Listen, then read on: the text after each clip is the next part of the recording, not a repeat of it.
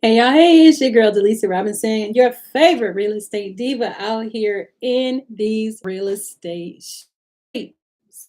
So, listen, tonight we're going to be talking about what it takes to fund your real estate business. So, we're gonna go over the things that you need in place in order to get funded. Okay? Now, I've been talking about this for a while, so before we get into all of that, for those of you who've never been on my live stream before, this is something that I do. Rules of engagement. The rules of engagement for dealing with your girl. Okay. First things first, you, if you don't understand anything that I say, please ask a question because we are here to learn, we are here to educate, we are here to communicate. Edutainment, as I call it. I'm here to educate you and entertain you in any way that I can. Number one. Number two, if this is your first time, don't let it be your last. And if you've been here before, thank you for coming back. I appreciate you. Mwah. And also, if you just feel it down in your spirit, this is interactive. I don't like talking to myself. So if you have questions, you have comments, you want to share this live out with other people, I need everybody to share this live with at least five of your closest real estate besties so that we can get into this the right way. I don't want everybody, like I said, I don't want anybody to think that I'm just here to hear myself talk. I am live streaming on Instagram. Hi. YouTube, hi, and Facebook. All right. So that's where we're at. We're live streaming on Instagram, YouTube, Facebook. So if you have questions tonight is the night to get your questions answered. We are going to be discussing what it takes to get your real estate business funded. How do you get funding? How do you qualify for funding? So I'm going to also say the next rule of engagement. Hi, Teresa. How are you? Pens, grab your papers. Grab something to write with, your tablets, or whatever it is that you desire. We are going to get to some good content because a lot of people do not know exactly what it takes to get your real estate business funded.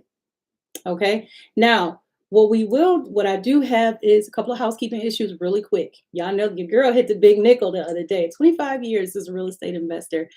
And this is my first time going live on YouTube. I've been going live on Instagram and Facebook for years, but I just started going live on YouTube because, hey, why not? I figured you guys on YouTube want to know exactly what's going on too. Your girl gives it to you straight with no chaser, okay? I keeps it real as real can get, and I'm going to tell you the good, the bad, the up, the down, the bad, the ugly, the inside and the outside of real estate. Because it's not all roses and rainbows in these streets. It's got some things. So for those of you who don't know, we got 25. We doing the 25 days. We doing the $25 holla this week. And today's $25 holla is my Airbnb DIY kit. You can get the entire kit for $25 up until 11:59 p.m. Eastern Standard Time. So you got about 4 hours. To get that, the link, I will drop the links in all of my bios. If you go to my page, any of my pages, the link is there so you can get that link. Now, what I want to tell you, what's in the kit? That's what everybody want to know. Instruction video, workbook, guides, templates, and some trackers so to help you track your finances and expenses. Okay, so that's all in the guide for $25. Hey, Kat, how's it going? Hey, Larissa. So now the thing that I want to talk to you guys about tonight, because I'm not going to be on long, I'm just going to come on here, tell you, and we usually try to get right to it. So the first thing we're going to do is this. Now, if you are interested in funding your business or getting funding for your real estate business, the first thing you're going to need is an LLC, an S Corp, or a C Corp. Why? Because you have to present your articles of incorporation. So you're going to need an article of incorporation. And the only way to get that is to go to your state's website, whatever state you prefer. You do not have to list your business in your state where you are. But if you aren't going to list your business in the state where you reside, you will also have to fill out what we call the certificate of authority, which gives you authority to to operate in your state. So a lot of people go to Delaware and Wyoming because they're two of the cheapest states to set up your not Airbnb. They're the two of the cheapest states to actually set up your LLC, your corporation in those states. So that is why a lot of your S&P 500 index companies, they are listed in Delaware or Wyoming because it's cheaper tax wise and all that other stuff. And then they do certificate of authority for the state where their business actually has residence. Okay. So that's what you do. So number one, you're going to need articles of incorporation. Along with your articles of incorporation, you're going to need a operations agreement. And in some cases, company bylaws. Okay, so when you do the articles of incorporation, that's the paperwork you're going to get from the state. Then you're going to need an operations agreement. An operating agreement, even if you are the only person allowed to sign checks, make decisions, or conduct business for your corporation, you still need a standard operation agreement because you need to be able to, the bank needs to know you are legally able to make those decisions on behalf of that company. Because everybody knows once you form an LLC, your LLC becomes its own person. An LLC can't go to court, an LLC can't conduct business, an LLC can't sign paperwork because while it is its own person, it's also not a person. You know what I'm saying? So it's its own entity. And by it being its own entity, you definitely have to make it so that your business is operating legally and you are legally able to conduct business for your business. Even though it's just you have to do an operations agreement, giving you the authority from the business to conduct business. Okay. I know it sounds crazy, but trust me, you need one. Any attorney worth their degree can write you up a good standard operating agreement. Okay. Okay. Hey, Lanira, how are you? So that's number one and number two. Number one, you need to set up your hi, how are you? Hi, coach for the host. How are you? You need to set up your articles of incorporation, your standard operating agreement. Then you're going to go over to irs.gov free of charge, and you're going to get your EIN, employer identification number. Might come up as a TIN on a W-9. It's an EIN, whatever, but that's what you're going to go get. Do not let anybody tell you that you have to pay for this. You can actually get it done yourself for free. irs.gov is where you will go for that. Okay. Now, what I want you guys to know, so that's articles of incorporation. Let's break this down. Articles of incorporation, standard operating agreement, EIN. Then you're going to take those three things and you're going to open up a business bank account. Here's the trick though. You're going to need a business bank account. And you're going to need a few accounts. As a real estate investor, you're going to need, because sometimes you're going to come across situations where you're going to need the following accounts. You're going to need a day-to-day operations account. You're going to need a savings account. You're going to need an escrow account.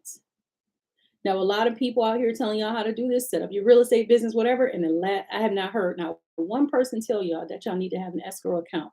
So we're going to sit right there in escrow land for a minute, and I'm going to explain to you why you need it. Okay. Now, if you are wholesaling, sometimes your buyer will give you money to hold. You have to hold those funds in an escrow account.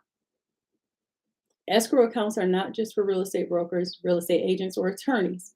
Anyone who wants to conduct business in real estate should have an escrow account. Okay, so talk to your bank, set it up. This money is not to be touched until paperwork has been signed to either one, cancel the transaction, or two, close the transaction. That money does not move until you either cancel or close that transaction. Okay. Now, what are some situations where somebody may hand you cash, earnest money deposit? Because this is an off market deal. It might not be going through a broker, it might not be going through a title company. It could be somewhere along the line you decided to quit deed. Person gives you the money. Creative finance strategies, seller financing, subject to lease options. You will need to have, anytime you're wholesaling, you will need to have an escrow account. Okay. Do not try to operate in real estate without an escrow account. That's something you're going to need. Okay. Now, once you also need an operations account, this is your day to day operations. This is where you pay your light bill and your rent for your office or your monthly subscriptions from. What are some monthly subscriptions you may have?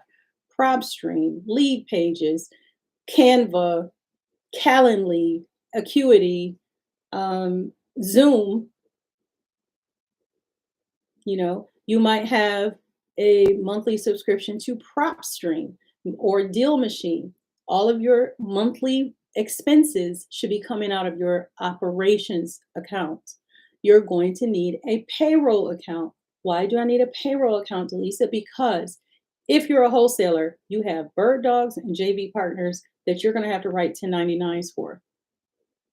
Oh, thought you didn't have to? Yeah, you do. Because see, here's how a wholesale deal breaks down for you guys that don't understand this, okay? A wholesale deal, if you get a $10,000 assignment fee, a $10,000 assignment fee, hey Juan, if you get a $10,000 assignment fee, but you have to pay the bird dog or the JV partner money, that money comes out of that 10,000. So your business earned 10,000, right? Your business earned 10,000. However, you only net 5. If you only net 5, where did that other 5 go? The government wants to know.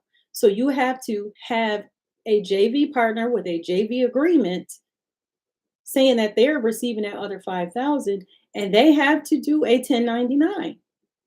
The only way you get around that is if the attorney or title company cuts them that check separately. And that's what a lot of wholesalers will do. But here's another thing, lease with an option to purchase. When you lease with an option to purchase or a seller finance, you sometimes have to put down a down payment, correct? Say yes if you understand you got to put down a down payment. Once you have to put down that down payment, you're going to have once you do the down payment, that down payment has to go into the escrow account. Depending on how that contract is written, if it's a non-refundable deposit, no matter what, it's non-refundable, then it doesn't go in your escrow account. It goes into your operations account or your income account, wherever you put your income, whatever account you put your income into, that's where it goes. Always out here giving good advice. Thank you, Gardy. How you been? And that's what I'm saying. So you guys have to understand. Yes, please. Thank you. Share this live out with 5 people. If you're on YouTube, share it. If you're on Facebook, share it. If you're in Instagram land, invite 5, 6 people in. Tell them we on live. Now, when we're talking about that's the escrow account. That deposit goes into the escrow account. Okay. Now, like I said, when you close or cancel the contract, that's when that money moves. But if the money is non-refundable, it doesn't go in your escrow account. It goes into your operations account or wherever you put incoming funds. Okay. Another bank account you're going to need is taxes. Taxes. What do you need tax? Yeah, you got to pay taxes. So you want to what percentage of your income do you want to put into that account for taxes? So you want to put that to the side. Every time you get a payment in, there should be a percentage going to the tax account, a percentage going to wherever you need it to go, or however you break that down. Okay. Now, you do need a savings account and you need the payroll account. The payroll account is where you're paying your JV partners, your assistant, your VAs. That's where all that money comes from. Okay. Even if you pay them via Zelle or PayPal or whatever have you have to do it from that account. It's just easy accounting, people. That's all I'm telling you. Easy accounting. Okay. Now, you're going to need a savings account. And guess what? We're going to go back to the payroll account for a minute. Make sure you include yourself. I pay myself 20%. And I had a friend tell me, he might be on this live one, I don't even know. But I had a friend tell me I couldn't live on 20%. I said, no, you can't live on 20%. I can live on 20% just fine. Because if I hit this $100,000, 20% is 20K. You mean I can't live off 20K for this month? Why not? If I make $10,000, 20% is $2,000. It's not like we're only making $1,000 out here. Real estate is a very lucrative business. So if I say I'm living on 20%, then I'm living on the 20%. And that's what I pay myself. And out of that 20%, I pay my personal tithes. That 20% it gets transferred automatically to my personal account. Okay. Now, if it's on my personal account, then that's where it's going to be. And what I'm going to do is I'm then going to pay, that's my paycheck. So now I'm going to pay my personal bills, my tithes, my mortgage, my car note, my taxes, because I have to put money aside for taxes as well out of my personal account. You see what I'm saying? So you have to have operations account, taxes, payroll, escrow. Please, please, please, please, you do not have to have all of these accounts at the same bank. You can have them, you should have your accounts at a major bank, Bank of America, Wachovia, Citizens, Chase, Wells Fargo. Those are major banks. You also then want to have your payments, you want to have bank checking accounts and savings accounts at a federal credit union because they're a little more lenient with us than some of our banks can be when it comes to giving credit. Based on the relationship you might have with them, they might give you loans. Everybody knows the most famous credit union out there, Navy Federal.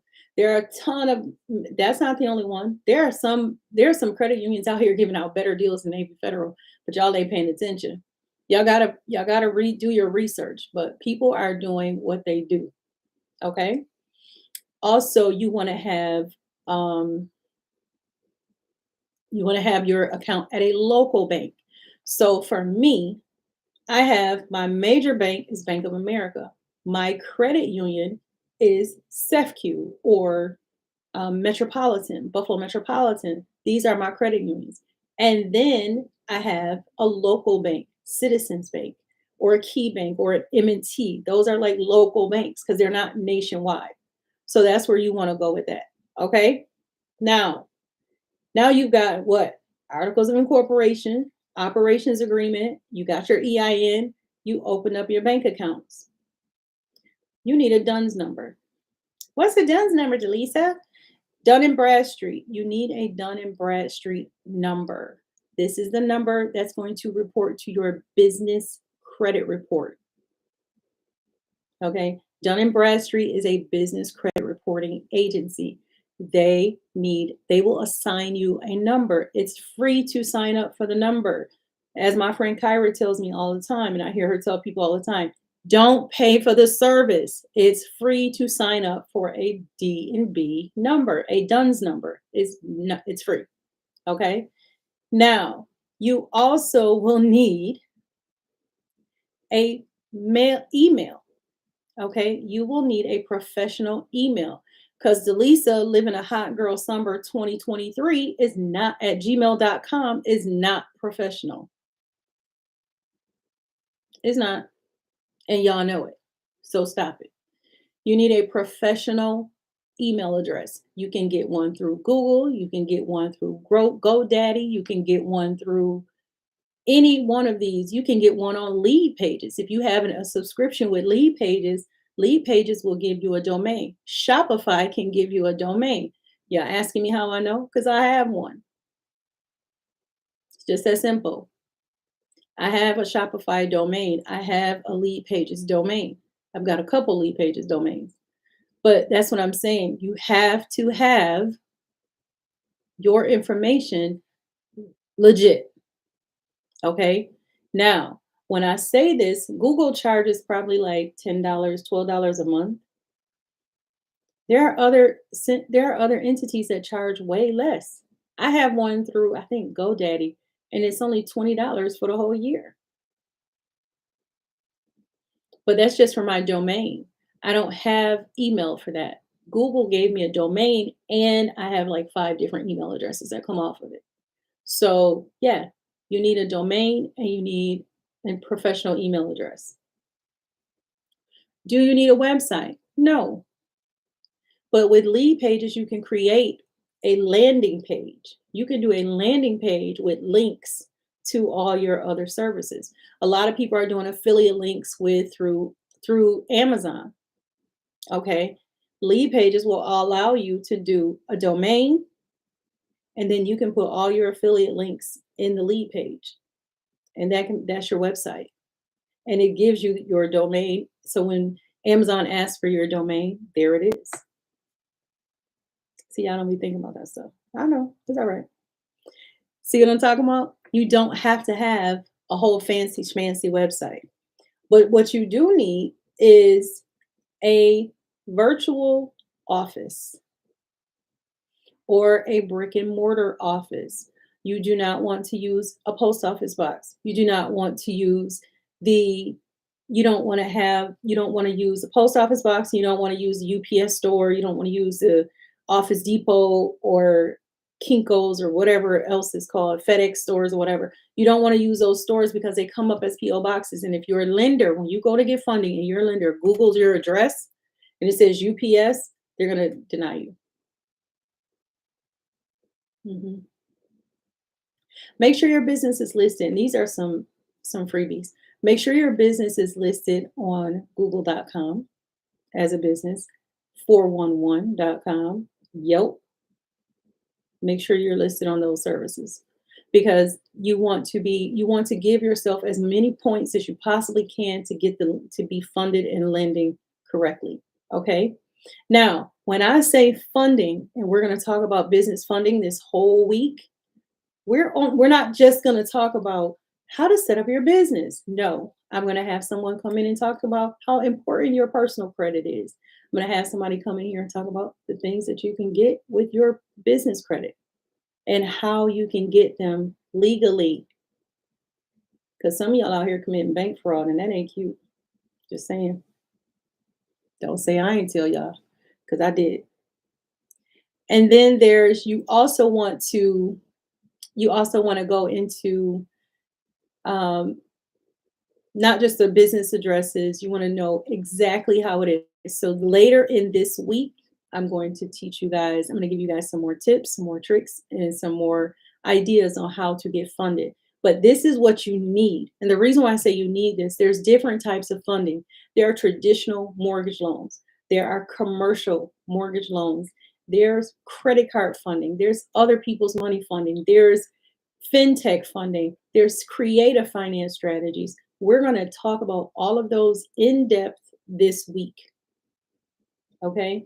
I will be live. I was supposed to go live twice, but listen, if you saw my reel on Instagram, It'll be on TikTok later and YouTube Shorts.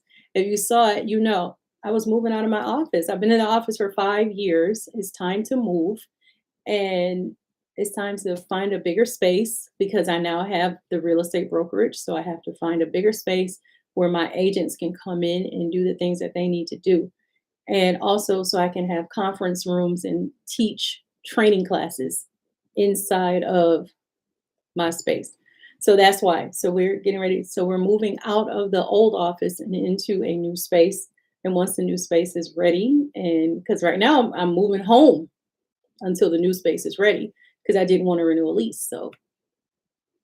So now what we're going to do is we're going to be working from our respective homes until the new space is ready. And once the new space is ready, I'll be gladly, we're going to do a whole reveal and live training and live from it, and probably have a grand reopening with a nice party, nice little brokers welcome for some local real estate agents and brokers that we like to hang out with and that have shown us a lot of love and support over the years.